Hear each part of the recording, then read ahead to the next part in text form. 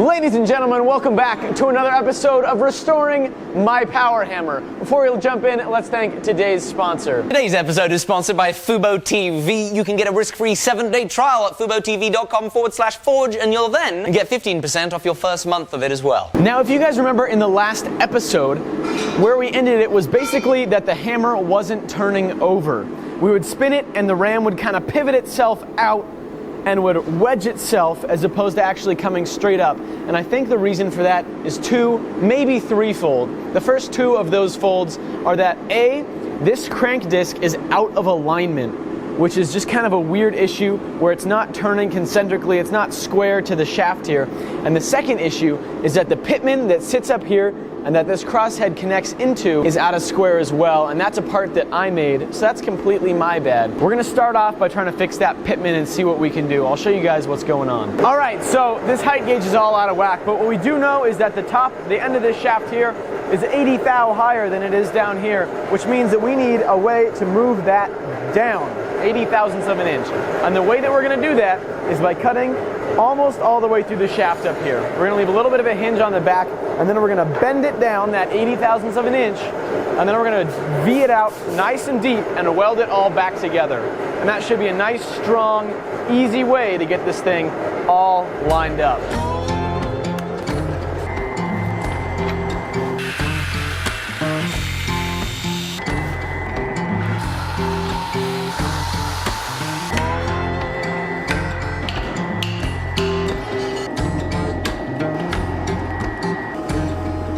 So these little bitty clamps weren't quite cutting it when it came to bending this whole thing right here. So what I'm gonna do is I'm gonna use these to hold the pitman in place, and then I'm gonna use this great big clamp that has a much larger Acme thread to hopefully get this thing close enough. After we get it kind of squared up a little bit, we'll put one little tack in there just that it's held in the right spot, and then we'll V out really aggressively on both sides so we'll be able to get a nice penetrating weld inside there.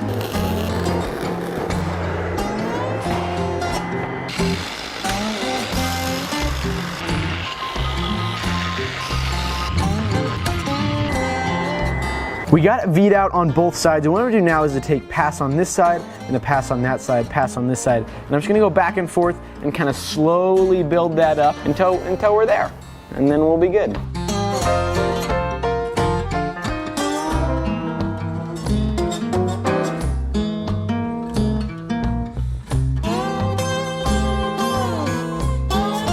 So I noticed that this was smoking and I couldn't quite figure out why, but it's because that this oil impregnated bronze got pretty dang warm. This whole thing's pretty toasty from that process. Hopefully I don't burn up all the oil out of there, but I think it should be okay. It'll cool down relatively quickly. We'll go throw it outside to let it cool down out there. We let it cool down a little bit, and then I went to go check it again, and based off of the height gauge, it looks like it's still off. I can tell just from using this little block here. We can see we've got some room up here to play, right? There's a gap there, and then when you move it down, there's almost no gap at the bottom there. Well, we're gonna have to redo it.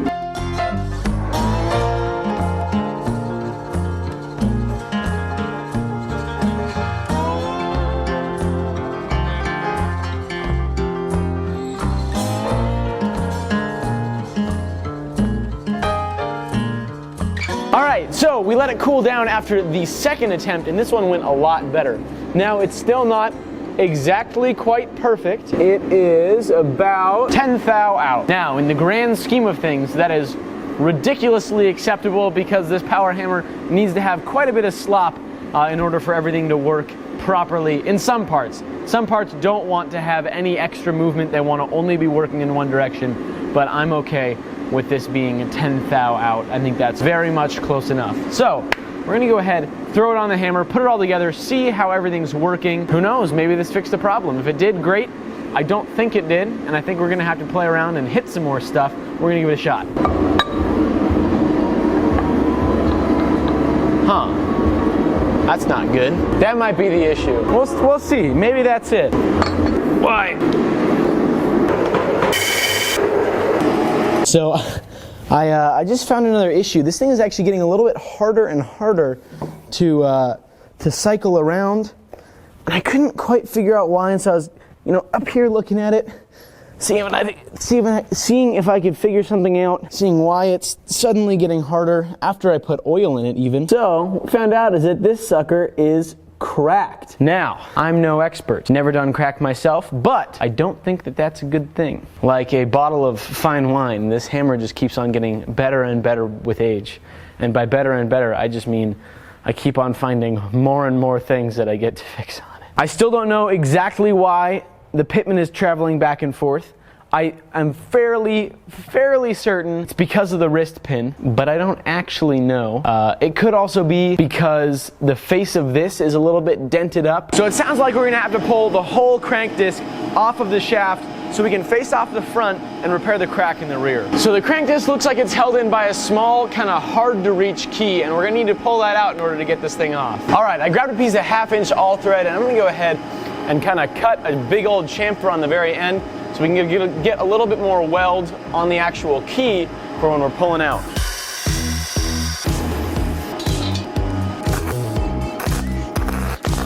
Swell, we'll give that a shot.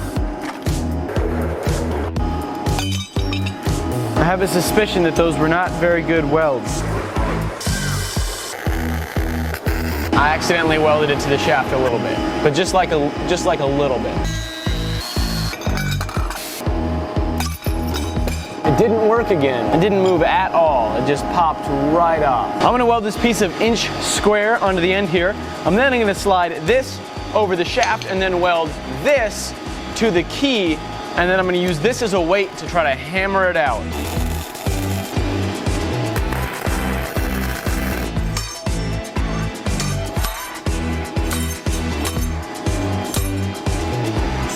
Well, that did something. Golly gee whiz, this is frustrating. That key, the welds aren't breaking, the steel from the key is actually ripping off. I don't know why. Suppose we could try heating up the whole crank disc. I'm going to do some consulting, see what we can come up with. So after doing some consulting, we're gonna try to drill and tap into that key.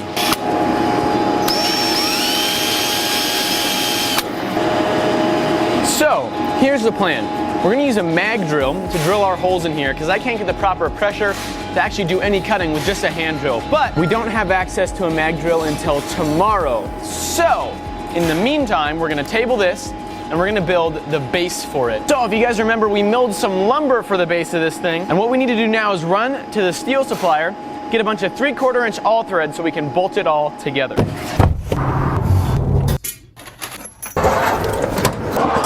So we've got to get this all cut to the same length, and we don't have a chop saw that'll do it, but I think we'll be able to do it on our bandsaw. We're gonna switch out the blade for a lower TPI, so a more aggressive tooth, and then we're gonna give it a shot. You see how much more aggressive that tooth is? It's gonna be really handy for ripping through that wood.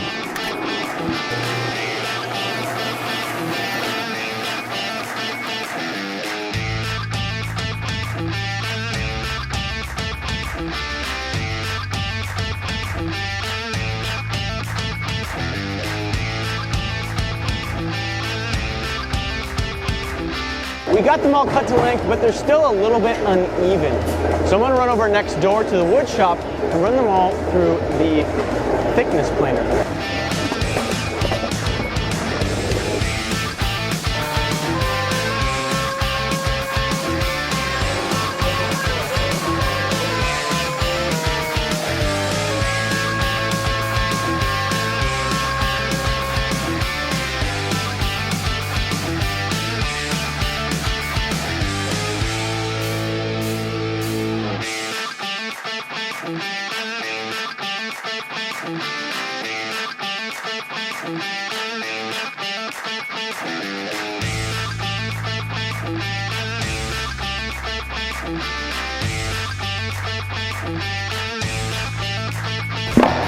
So we're gonna get those beams bolted together tomorrow, but for now I'd like to present to you guys my new workshop.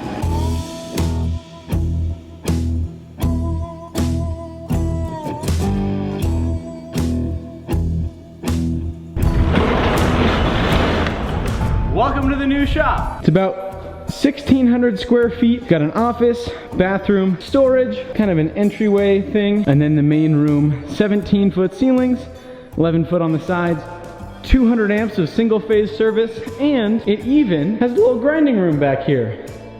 How handy is that? And it's got one heck of a view. The issue, however, is that all of the machines are out here, and they need to go in there.